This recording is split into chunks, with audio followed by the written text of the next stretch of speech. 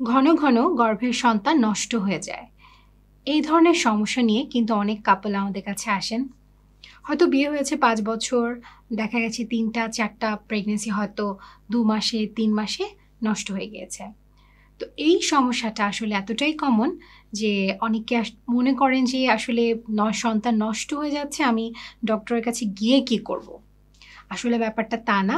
দেখা যায় প্রতি ১০০ জনে একজনের এই ধরনের ঘটনা হতে পারে এবং এটাকে আমরা আমাদের ডাক্তারি ভাষায় বলে থাকি রিকারেন্ট মিসক্যারেজ, অর্থাৎ যেটা ঘন ঘন হচ্ছে। এই সমস্যাটার কিন্তু নির্দিষ্ট কিছু কারণ থাকে, তবে ১০০ জনের মধ্যে দুঃখজনকভাবে ৫০ জনের ক্ষেত্রে আমরা কোনো কারণই খুঁজে পাই না। বাট বাকি ৫০ জনের ক্ষেত্রে যে কারণগুলো পাওয়া যায় সেগুলো যদি আমরা সমাধা করতে পারি তাহলে কিন্তু খুব সহজেই এই সমস্যাটা থেকে আমরা পরিত্রাণ পেতে পারবো। আজকের ভিডিওটিতে আমি আপনাদের সাথে গর্ভকালীন সময়ে এই যে বারবার গর্ভপাত হতে পারে এবং এটা কেন হতে পারে এই ব্যাপারটা নিয়ে কথা বলবো। গর্ভকালীন সময়টাকে আমরা সাধারণত ৩টা ভাগে ভাগ করে থাকি।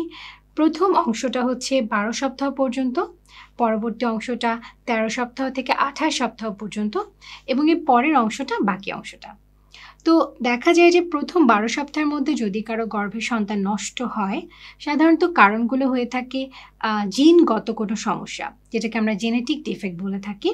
কখনো দেখা যায় যে স্ত্রীর যেটা ডিম এবং পুরুষের যে শুক্রাণু, এই দুটো যখন একসাথে মিলিত হয়, এই দুটোর কোনো লেভেলে যদি কোনো ধরনের ছোট ডিফেক্ট থাকে, এটার জন্য কিন্তু প্রেগনেন্সিটা ঠিকমতো আগায় না এবং দেখা যায় হয়তো বা আপনার গর্ভে সন্তান এসেছিল, একটা সময় হার্টবিট চলে যাচ্ছে অথবা হার্টবিট আসছেই না। তো এই জেনেটিক ইস্যুগুলোকে কিন্তু আমরা তখন মাথায় রেখে পরবর্তী ধাপে চিকিৎসা দিয়ে থাকি। শুরুর দিকে আরও কিছু কারণ হতে পারে, যেমন ধরুন থাইরয়েডের অসুবিধা, হয়তো এমন একটা থাইরয়েডের প্রবলেম আছে, শরীরে কিছু অ্যান্টিবডি বলে যেগুলো রয়ে গেছে, যেটা হয়তো তার গর্ভের সন্তান আসা মাত্রই সন্তানটাকে মিসক্যারেজ করে দিচ্ছে।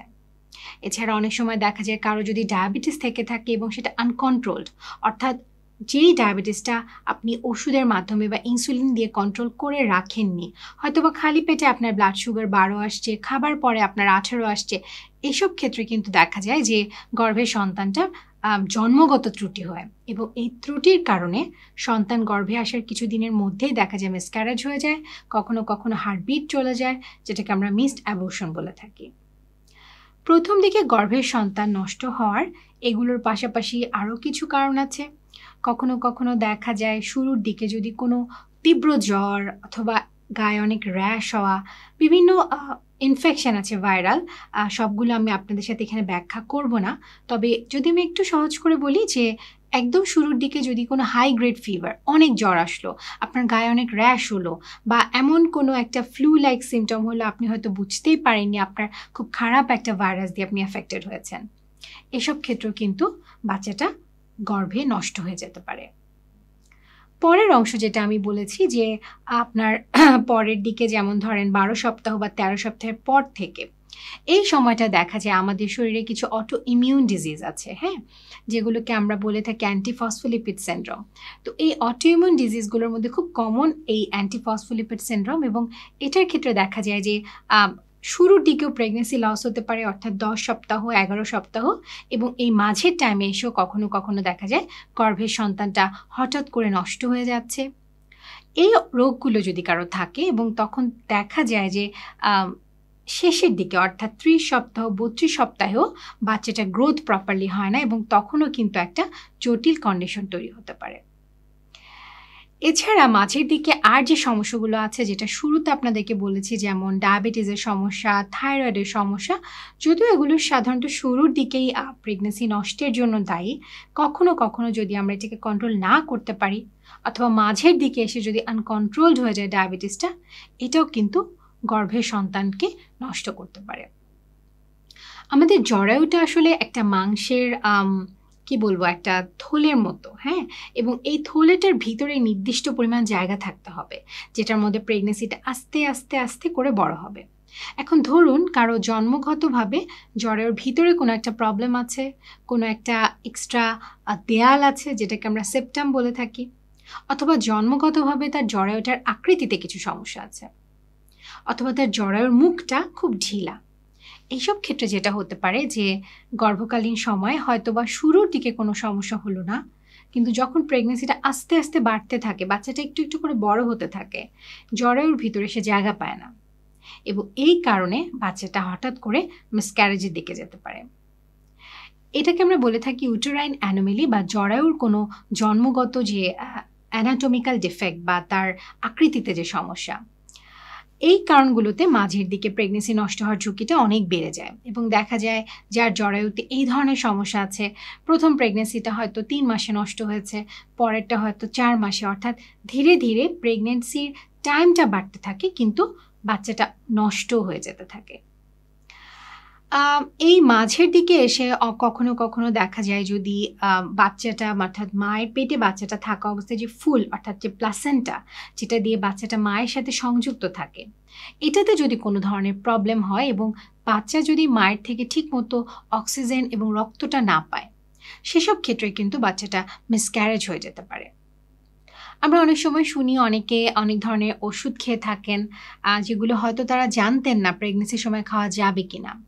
আবার এমন অনেক পেশেন্টও পেয়েছি যারা এলোমেলোভাবে কিছু অনিয়ন্ত্রিত কিছু ওষুধ খেয়েছেন এবং হয়তো তারা জানতেন তারা প্রেগন্যান্ট, কিন্তু তারা এটাকে গুরুত্ব দেননি, এবং এই ওষুধগুলো কিন্তু কখনো কখনো আপনার এই প্রেগনেন্সি নষ্ট হয়ে যাওয়ার জন্য দায়ী হতে পারে।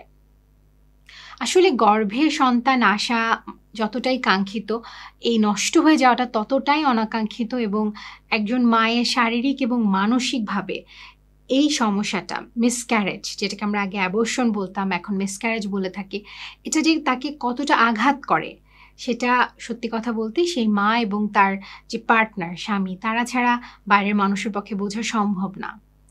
আমার পেশেন্টের জন্য আমার এই ভিডিওটা করার উদ্দেশ্য হচ্ছে যে আসলে প্রত্যেকটা সমস্যাকে আইডেন্টিফাই করে এই ভিডিওর মধ্যে তার ট্রিটমেন্ট বলা আসলে সম্ভব নয়, কারণ এই প্রত্যেকটা সমস্যা অনেক জটিল এবং এটার ট্রিটমেন্টের বিভিন্ন ধাপ থাকে।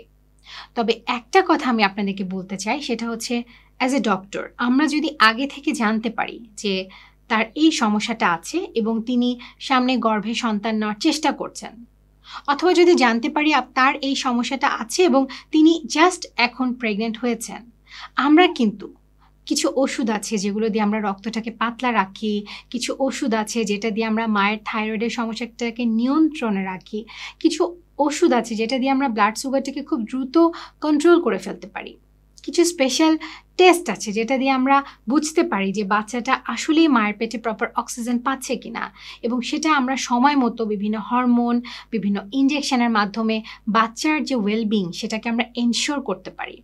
তাহলে কিন্তু গর্ভের এই সন্তানটা ঘন ঘন নষ্ট হয়ে যাওয়া থেকে আমরা মুক্তি পেতে পারি। যারা এই ভিডিওটা দেখছেন তাদের উদ্দেশ্যে আমার এটাই বলার থাকবে, যদি আপনি বা আপনার আশেপাশের কেউ এই ধরনের ঘন ঘন সন্তান নষ্ট হয়ে যাওয়ার সমস্যা নিয়ে ভুগে থাকেন, তারা অবশ্যই ডক্টরের সাথে কনসাল্ট করবেন। ধন্যবাদ।